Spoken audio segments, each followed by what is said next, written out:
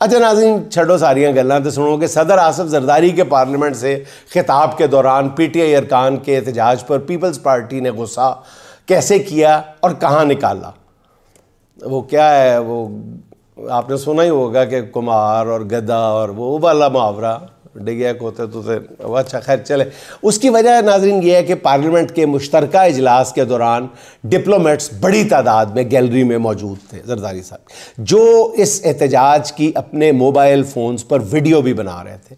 Peoples party को एक गुस्सा ये भी था कि पहली बार ऐसा हुआ कि पार्लियामेंट के मुश्तरका इजलास से सदर मुमलिकत के खिताब के दौरान तीनों मुसल्लह अफवाज के सरबराहान सिरे से मौजूद ही नहीं थे, मगर पीपल्स पार्टी उन पर तो गुस्सा निकालने की पोजीशन में नहीं थी, इसलिए उन्होंने PTI के एहतजाज का गुस्सा कराची में निकाला, जहां सिंध पुलिस के एहलकारों ने तहरीक इंसाफ के ऑफिस इंसाफ हाउस पर धावा बोल दिया और इन एहलकारों ने इंसाफ हाउस में बड़ी दरिंदगी के साथ तोड़फोड़ भी की और मुबैना तौर पर बिजली की मसनूआत जो थी, जितनी भी थी, वो भी अपने कब्ज़े में उतार के ले गए, AC शेसी सारा कुछ, खुली गुंडागर्दी।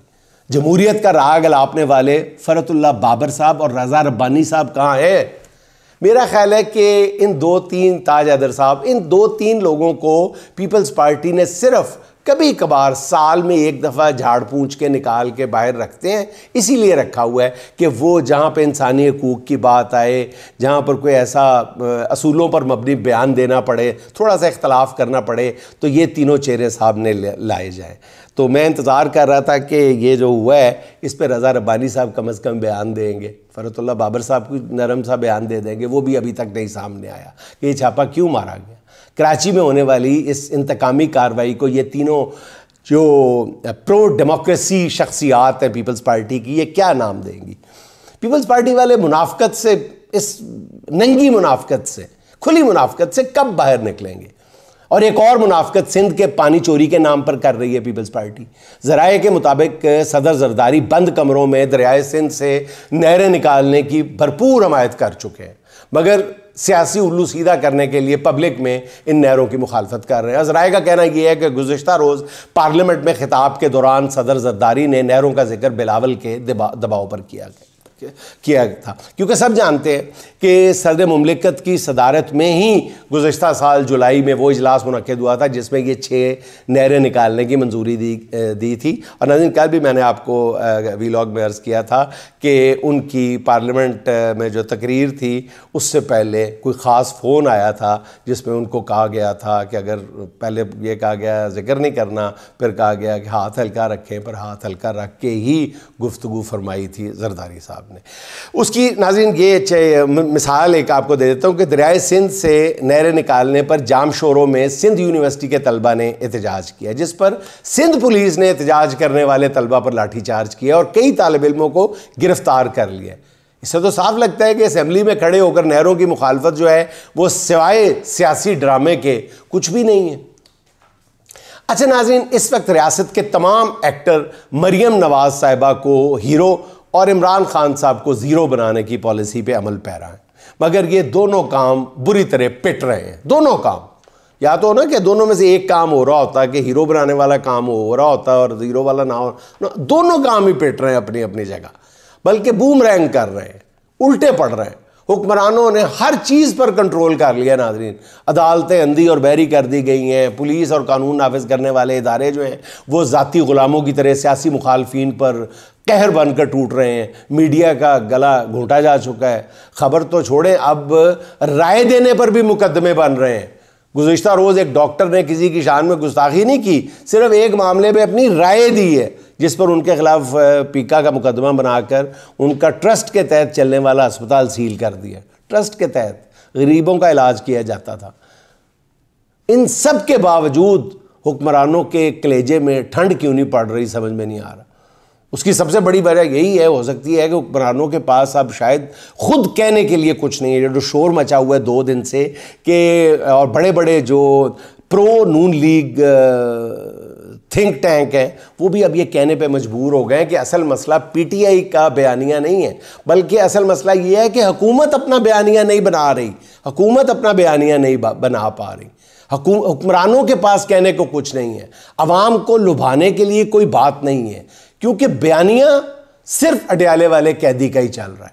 सरकारी भोंपू जो है वो रोज़ टीवी स्क्रीन्स पे बैठ के सब अच्छा है अगर आग तो अलाप लेते हैं, मगर अवाम लाहौल पढ़कर आगे बढ़ जाते हैं। और बयानिया की इस लड़ाई में हुक्मरान जो है बिल्कुल कल्लाश है। यही वजह है कि मरियम नवाज साहिबा का इमेज बढ़ाने की कोई कोशिश भी कामयाब नहीं हो पा रही। पूरे सूबे में तस्वीर लगाई जा रही हैं, जगह जगह चौकों चौराहों में, पानों की दुकानों पे।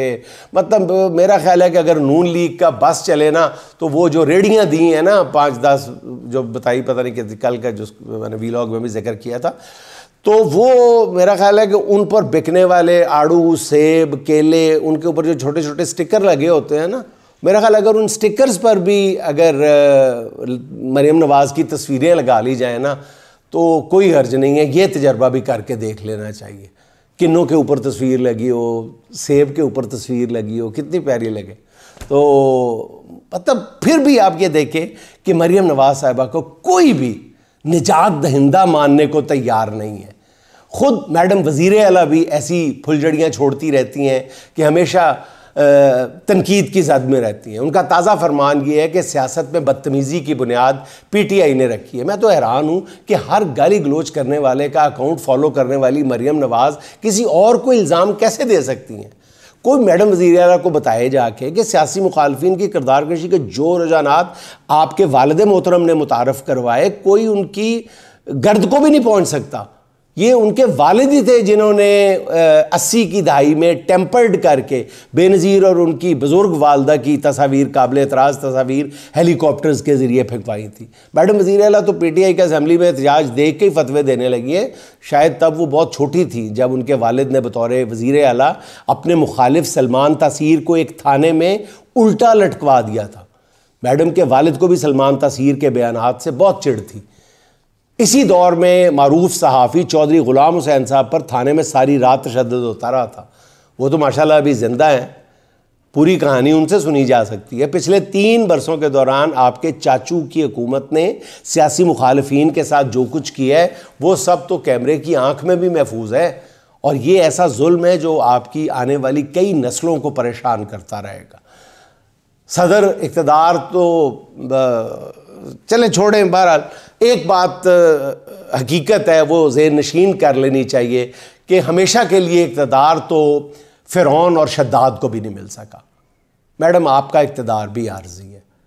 आप तो और ज़्यादा बदकिस्मत हैं कि इक़्तिदार में मौजूदगी के बावजूद, सब इख्तियारात रखने के बावजूद अवाम आपसे रत्ती बराबर भी मोहब्बत नहीं करते और आपसे निजात के लिए झोलियाँ उठा उठा के दुआ कर रहे हैं। अच्छा नाज़रीन, आपको एक और ख़बर देता चलूँ कि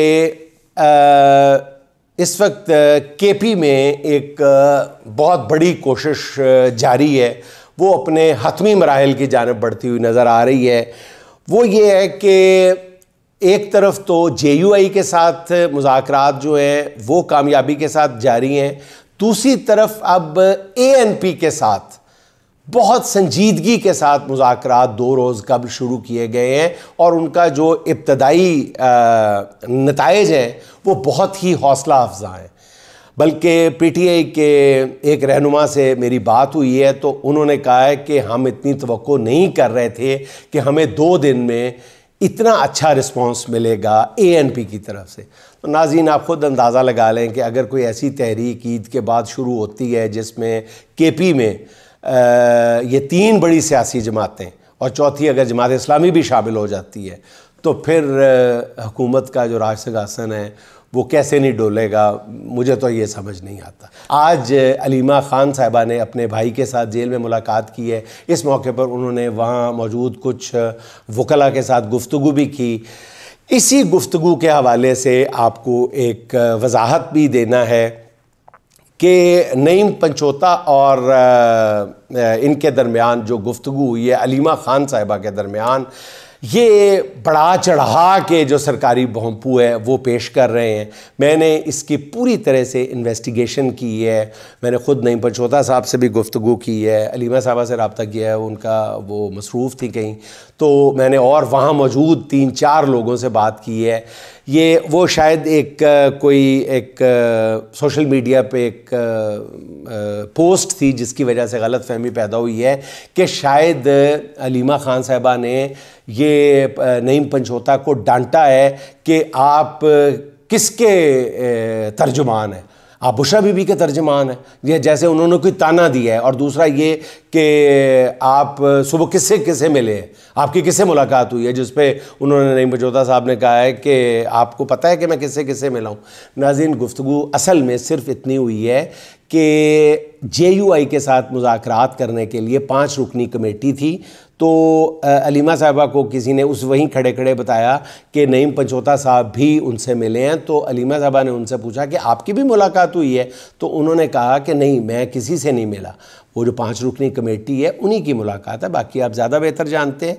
और दूसरा फिर उन्होंने कहा कि आज कितने वकला को अंदर जाने की इजाज़त मिलेगी, तो उन्होंने कहा कि वकला, उन्होंने कहा जी 10 वकला शायद जा सकते हैं, 10 लोग जा सकते हैं, अंदर जा सकते हैं। तो उस पे अलीमा खान साहिबा ने नईम पंचोता साहब से सिर्फ इतना कहा था कि आप तो बुशरा बीबी के स्पोक्स पर्सन की हैसियत से भी जा सकते हैं ना। ये पूछा था उनसे कि आप तो उनके तर्जुमान भी हैं, उसको बिल्कुल दूसरा रंग दे दिया गया, आप तो उनके तर्जुमान हैं। ये नहीं था। अलीमा खान ने सिर्फ इतना कहा था कि आप तो वकीलों की लिस्ट से हट के आप तो उनके तर्जुमान हैं, आप इसलिए भी जा सकते हैं। तो कोई झगड़ा नहीं, कोई बैड फीलिंग नहीं, कोई कुछ नहीं अलीमा खान साहबा और नईम पंचोता के दरमियान। बात बढ़ा चढ़ा के पता नहीं क्या से क्या बना दिया गया है कि किसी तरह कोई लड़ाई शड़ाई का पहलू निकल आए सही।